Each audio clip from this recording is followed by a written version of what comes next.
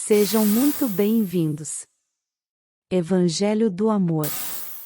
Nós vemos o próprio Jesus falando em Lucas, no capítulo 14, dos versos 28 a 30.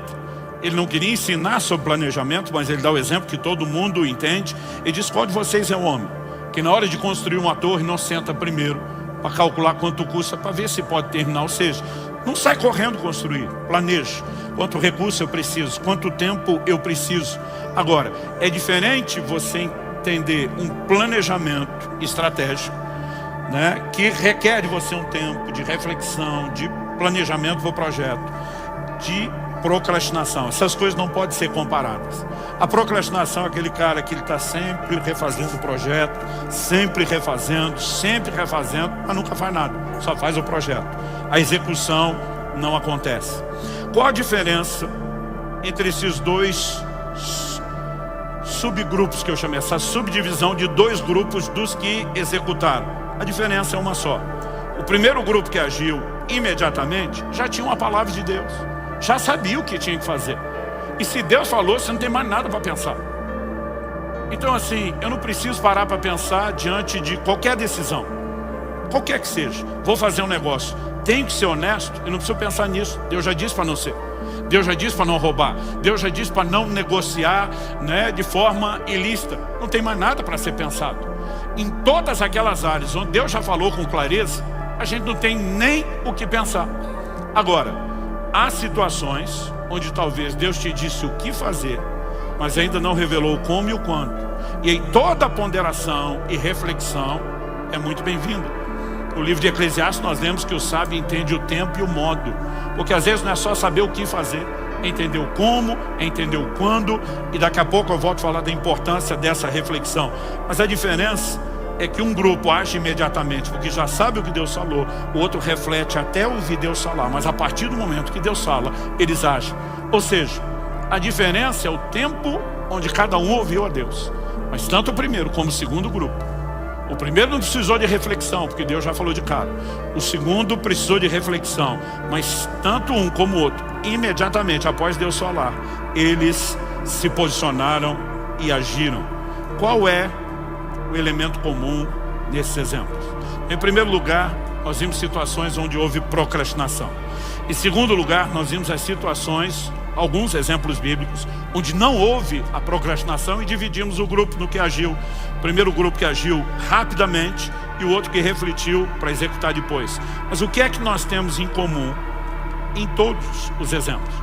Dos que procrastinaram e dos que não. E dos que não, seja os que agiram depressa e os que refletiram. O que é que nós temos em comum nessas três situações que foram avaliadas?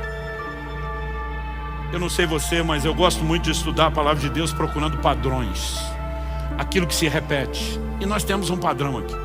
E o ponto em comum é a voz de Deus. Quando você olha para o primeiro grupo de gente que procrastinou, o que você tem pode ser resumido dessa forma: gente que não deu ouvidos à voz de Deus. Ló, em relação à direção dada por meio dos anjos, está relutando. O que significa a palavra anjo? Mensageiro. São enviados da parte de Deus. Vieram com uma mensagem de Deus, com uma missão de Deus. Mas Ló está demorando em corresponder com aquilo que Deus, por meio dos anjos, falou. Moisés, quando falamos a respeito da circuncisão e de por que a coisa ficou do jeito que ficou naquela estalagem, porque ele simplesmente não está obedecendo uma determinação divina que não era apenas dos seus dias. Quando Deus aparece para ele na sarça, ele aparecendo: eu sou o Deus de Abraão, de Isaac e Jacó. Ou seja, o que eu vou fazer está relacionado à aliança que eu fiz com as primeiras gerações dos patriarcas. E Deus já tinha ordenado que todo mundo tinha que circuncidar. Por que é que a ira de Deus se acende contra Moisés? Porque ele não está obedecendo o que Deus falou. Quando nós olhamos para o sacerdote Joiada e os levitas que não obedeceram a ordem do rei Joás, eles não estavam desobedecendo apenas uma ordem real, uma lei civil, um decreto estabelecido pelo próprio rei. O rei estava dando uma ordem fundamentada no que a lei de Moisés, a Bíblia que eles tinham, dizia. E eles simplesmente não estão dando atenção e valor ao que Deus falou. Por outro lado, quando falamos dos que não procrastinaram, mesmo olhando aquela subdivisão em dois grupos. Os que agiram imediatamente deram ouvidos à voz de Deus. Abraão com a circuncisão ou com o sacrifício de Isaac. Ele simplesmente disse, sim senhor, é para já, é para ontem. Pedro e André, diante do chamado, imediatamente larga as redes e diz, bora, vamos cair para dentro. O Senhor está nos chamando, nós vamos atender. Paulo, quando tem a visão do jovem, dizendo, passa a Macedônia, entendendo que aquilo é uma revelação de Deus, ele simplesmente se posiciona e diz, Deus falou, está falado, vamos cumprir. E mesmo os dois exemplos que demos, dos que refletiram antes de agir, eles refletiram até ouvir Deus. Então José está refletindo sobre o assunto, até que o Senhor fale com ele por meio de uma revelação. Pedro está refletindo sobre o que significa a visão, porque até então ele não entendeu nem a visão. Não dá nem para dizer que Pedro não quer agir. Ele precisa saber o que fazer. Mas tão logo o Espírito Santo fala, 2 homens, 3 homens estão aí à porta.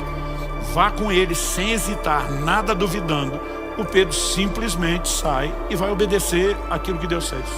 Ou seja, o ponto em comum é, o que Deus disse está sendo ouvido, o que Deus falou está sendo executado. Então basicamente eu diria que a forma como nós nos relacionamos com a voz de Deus é determinante no assunto da procrastinação ou de nos livrarmos dela nas nossas vidas. E eu quero, obviamente, que você possa fazer essa distinção que eu já fiz antes, de procrastinação e espera. O que é espera? É aquilo que envolve projetos de longo prazo, que não vai ser executado imediatamente, ou talvez você tenha que dar o primeiro passo, mas haja etapas. Mas quando eu olho para a palavra de Deus, eu percebo o tempo todo um chamado para que eu e você possamos desenvolver uma forte mentalidade de execução de projetos e tarefas. O que a Bíblia diz em Gênesis, no capítulo 2, no verso 2, falando sobre Deus na criação. E havendo Deus terminado no 7º dia a sua obra que tinha feito, descansou nesse dia de toda a obra que tinha feito. Deus começa. Nós podemos olhar para os dias da criação. Existe uma discussão enorme se os dias são ou não de 24 horas, porque os primeiros 3 dias da criação ainda não tem sol e lua para determinar o ciclo de 24 horas. O último, 7º dia, ainda não terminou. A Bíblia diz que nós vamos entrar no descanso de Deus. Mas ainda que você coloque essa discussão e os detalhes de lado, Deus não executa o projeto no estalar de dedos, embora tivesse o poder de fazer isso. Ele decide fazer isso em etapas. Cada etapa tem uma avaliação. E viu Deus que era bom, vamos para a etapa seguinte. Conclui a próxima etapa, viu Deus que era bom, vamos para a etapa seguinte. Concluída, viu Deus que era bom. E no final, quando completa tudo, agora é a hora de descansar. Eu acho engraçado uma turma que mal fez nada na vida e já quer descansar. Gente, tem que ter alguma coisa errada nesse tipo de mentalidade, Não apenas em relação ao que eram as gerações antes de nós, a tudo aquilo que você vai ler na Bíblia, a forma de Deus agir. Nós precisamos ter uma mentalidade de execução de projetos. Você pode dizer amém? Se já sabemos o que Deus disse a respeito de um assunto, não existe necessidade, não existe motivo, desculpa que se sustente para que a gente não faça aquilo que Deus já falou. Josué capítulo 18, verso 3, diz o seguinte: então Josué disse aos israelitas, até quando vocês vão negligenciar a posse da terra que o Senhor, o Deus de seus antepassados, deu a vocês? Eu gosto de olhar para um texto como esse e parar para pensar o seguinte: evidentemente, nós não vamos fazer nada sem Deus, gente. Nós falamos antes do crescimento que vem de Deus. Mas por outro lado, nós precisamos jogar fora a fantasia de achar que Deus é que vai fazer tudo e a gente não tem que fazer nada. Se por um lado Jesus disse, sem mim nada podeis fazer, por outro ele também diz, sem vocês eu não posso fazer tudo o que eu quero. Pastor, isso é heresia, é blasfêmia, não é não.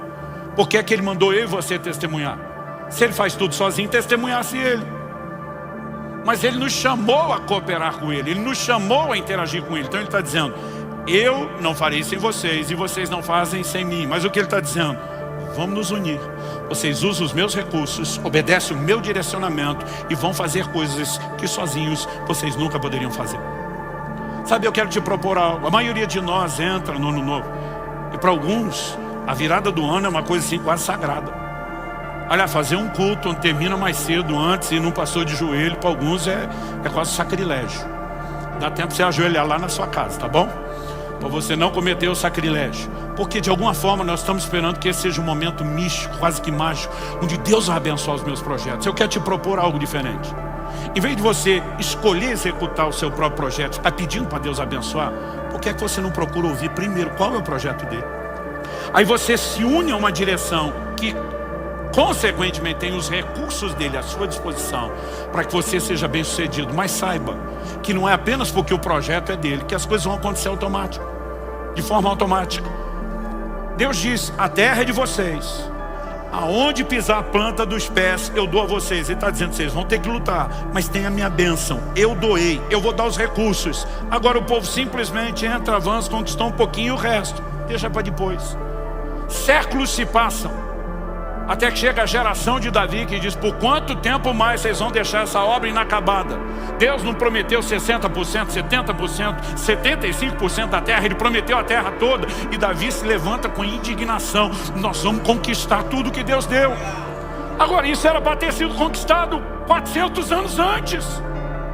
Mas desde os dias de Josué tinha aquela turma de já conquistamos um certo terreno, aqui tá bom. E quando eu e você acomodamos, não importa se tem promessa, não importa se tem recursos, as coisas simplesmente estacionam. Eu e você precisamos entender que temos uma responsabilidade de cooperar com Deus. Nenhum de nós pode achar que espiritual é só aquilo que a gente faz dentro da igreja, da célula, no culto, ou quando você prega. Tiago diz, vocês que dizem hoje ou amanhã, Tiago capítulo 4, 13 a 15, vocês que dizem hoje ou amanhã iremos a tal cidade, negociaremos, ganharemos dinheiro, deveriam dizer, se o Senhor quiser e se vivermos, faremos isso ou aquilo. Eu acho curioso a forma como nós vivemos. É quase como se tivesse uma regra para quem está, por exemplo, cuidando das coisas de Deus, vou botar aqui entre aspas, e para outras pessoas não. Lembro de uns anos atrás que meu filho mencionou ter ouvido um pregador dizer, se um engenheiro recebe uma proposta para mudar de cidade, para ganhar o dobro de salário, e ele atende, está tudo bem, todo mundo diz sim. E o advogado, ele deu outros exemplos, sim. Ele falou, mas se o pastor receber uma proposta para uma igreja maior, com um salário maior, está tudo bem, todo mundo olhou de forma escandalizada. Tipo, o resto de vocês pode mandar na vida, e eu tenho que depender de Deus. Nós precisamos entender que todos fomos chamados e levantados por Deus com um propósito. Ninguém deve tomar decisões que não envolvam Deus. E a maioria de nós tem estragado muita coisa na nossa vida, simplesmente porque a gente não ouve Deus. Se inscreva para receber mensagens da Palavra de Deus para seu coração. Compartilhe essa mensagem para mais vidas serem alcançadas. Que você tenha um dia repleto de paz e de bênçãos.